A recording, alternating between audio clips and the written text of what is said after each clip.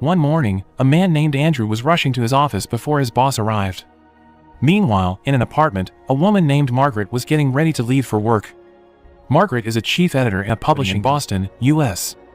At the office, all the employees were afraid of her, thanks to her perfectionist nature and her strictness. They used to call her names behind her back. Margaret arrived at her office. Andrew was already there waiting for her. He accompanied her to the company's marketing office. When they arrived, Margaret immediately fired Bob for a simple mistake. He forgot to call an author for their project. Even though it was just a trivial problem, Margaret still decided to fire him instead. When they returned to Margaret's office, she told Andrew to work even if it was Sunday. Andrew, who had planned to visit his mother in Alaska to celebrate his grandmother's 90th birthday, tried to refuse, but Margaret threatened to fire him if he didn't come. Shortly after, Margaret was called to her boss's office. She was informed that her work visa extension had been refused. It turned out that Margaret was an immigrant from Canada, and that year, her visa expired and had to be. She was forbidden from going anywhere until her visa was extended, but somehow, she went overboard before for the sake of her job. She was afraid that her project would not run smoothly. Even though she had her men on the project, she had a trust issue and would always get involved to check on the progress by herself. As for the violation of her visa, she was in danger of being deported from America back to Canada. If that happened, she would be fired, and the possible replacement in her position was Bob, the guy she just fired before. In the middle of the meeting, Andrew suddenly entered the office. Margaret suddenly got an idea. In order for her to keep her position, she told the supervisor that she and Andrew would be legally married soon, and the rule was that if an immigrant married a citizen, the immigrant would also be granted citizenship in just 3 years, not 5 years as the rule initially said. Andrew could say anything but nod. He knew that his boss had a problem, and he kept his mouth to help her. Thankfully, her boss believed her and suggested she apply the marriage to immigration so that the problem could be resolved quickly. In a matter of seconds, the gossip about Margaret's marriage spread to all staff. They didn't expect Andrew to marry the boss. When they returned to Margaret's office, Andrew, who was already confused with all that, asked what she meant by marrying her. She explained that she was having a problem with her visa and she needed his help with that. But as expected, her high self-esteem showed her bossy nature. She said to apply their marriage documents to immigration without Andrew's consent. She said that they would have a sham marriage until her visa was extended, and in the next month, they would divorce. She reasoned that she didn't want to lose her job because Bob, the guy she fired who hated both of them, would replace her, and to top it all, he would eventually fire Andrew too. She asked him to help her if he wanted to keep his job. After work, they went to immigration to apply for their marriage. She asked the officer to apply for the marriage, but the officer said that an application for 2 different citizenship marriages would take longer than normal marriages. They had to go through an interview process in different places and under full supervision. If they were proven lying about their marriage, Margaret would be deported back to Canada and banned from visiting America, while Andrew would be sentenced to 5 years in prison or fined $250,000. She tried that their marriage was real. She said that they had been dating and they had planned to meet Andrew's parents on Sunday to celebrate his grandmother's birthday. Thankfully, the officer believed their story, but he said that he would still supervise them to make sure everything was right. After they got out of there, Margaret planned her work for the next month and explained all rules when they were doing their fake dating. Knowing that Margaret was taking advantage of him, Andrew felt annoyed, especially since the risk of being found out was too great.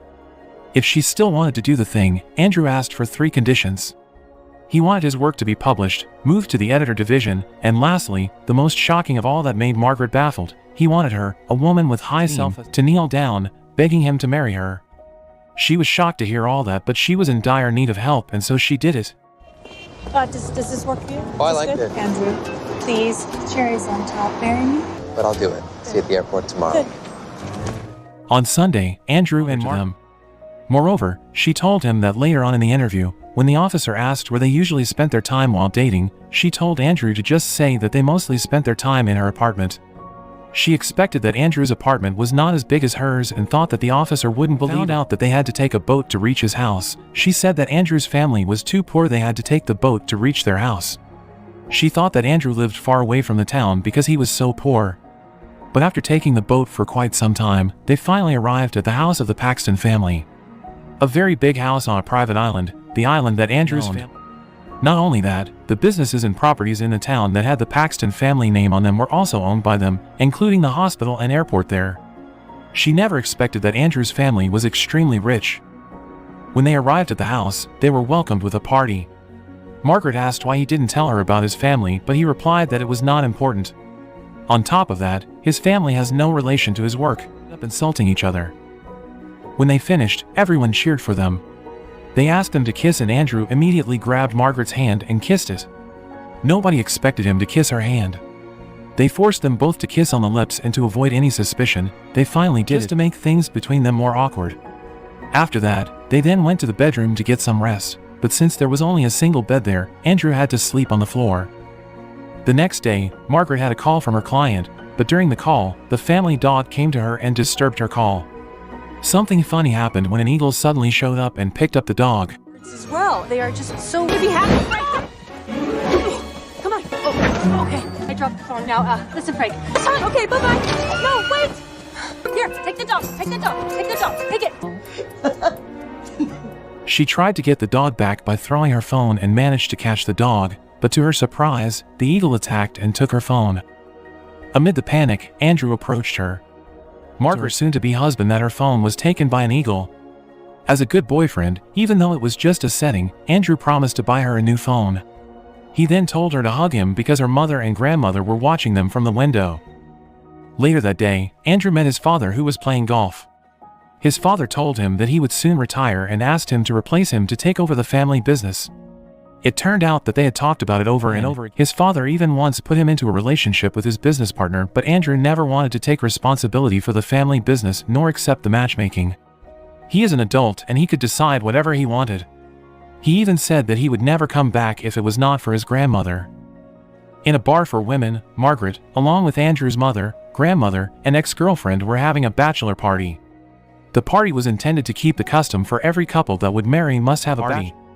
The party was getting wild, so Margaret chose to get out to get some fresh air. That was when Andrew's girlfriend showed up. She congratulated her and said that she was a lucky girl for having a man like Andrew. She told Margaret all her good memories back then when she was still dating Andrew. Margaret didn't seem to care, but somehow, she felt building in her heart. When they came home, they saw Andrew venting his anger by chopping some wood while listening to music. His mother knew well that he would do that every time he argued with his father, so she went to scold his husband. That father-son argument was never been solved ever since the old days. Her husband was always forcing his selfishness on Andrew, even though Andrew always refused. She wanted her husband to respect Andrew's choice for his life and gave in to all the family business stuff. Margaret overheard the conversation from afar. Later on, when Margaret had just come out of the bathroom after taking a shower, Andrew entered the room without knocking. Things between them got awkward once again. At night, Margaret asked Andrew why he chose to be an editor instead of doing his family business. Andrew said that he always dreamed to be an editor since he was just a kid. Carried on by the atmosphere, Margaret told Andrew her life story too. Back then in Canada, the only of her parents. She went to America from Canada even though she had nobody here.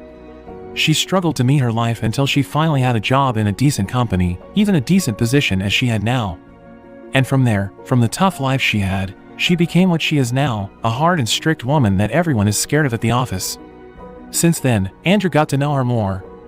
He knew that his boss was just like others, someone that needed love for her. A woman that covered her fragile heart with her toughness. The next morning, when Andrew and Margaret were still sleeping, someone knocked on their room. Margaret panicked and immediately woke Andrew to ask him to move beside her. When the door was opened, all the family went in. Room for one more?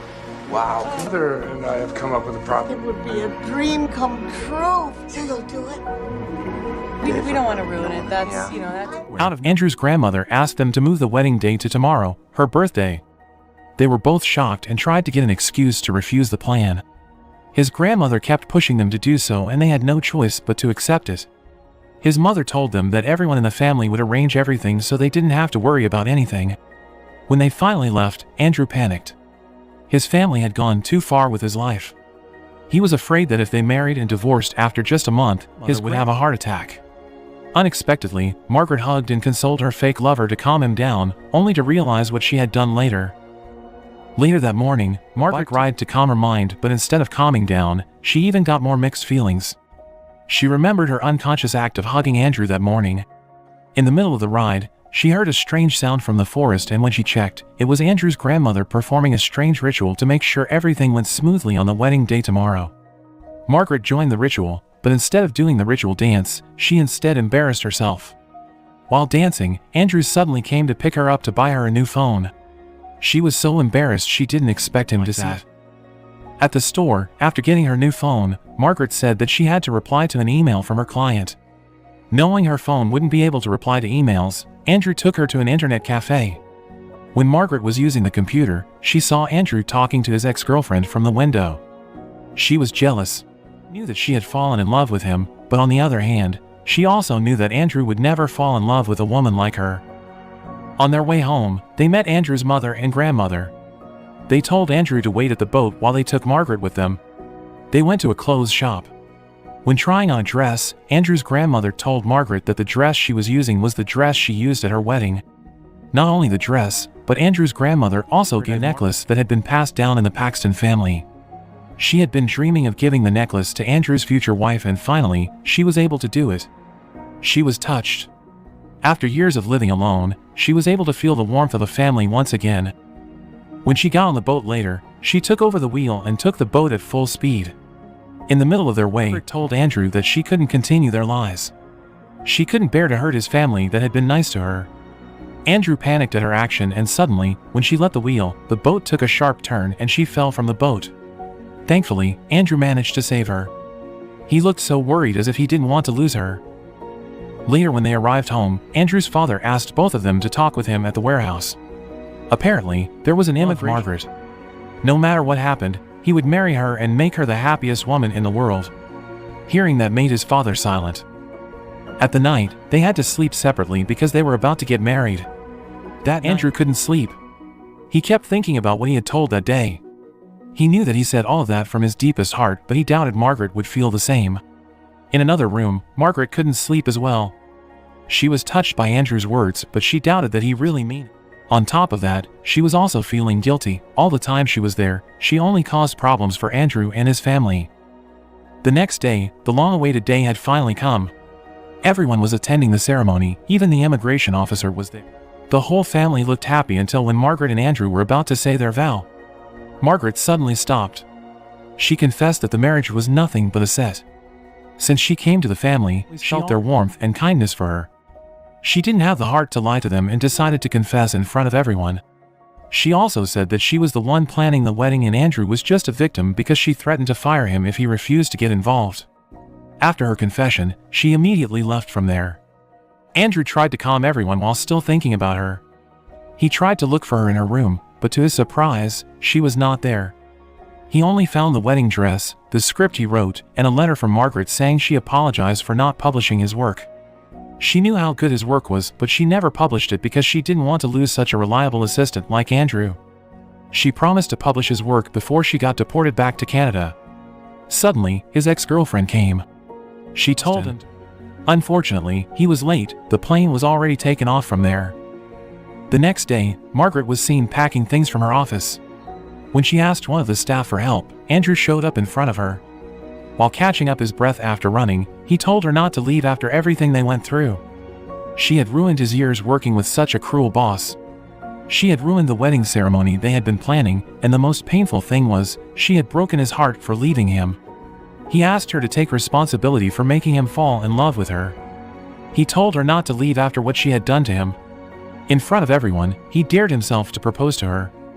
When she realized that they gave them the second chance with one condition, no more lies between them. The officer approved their application.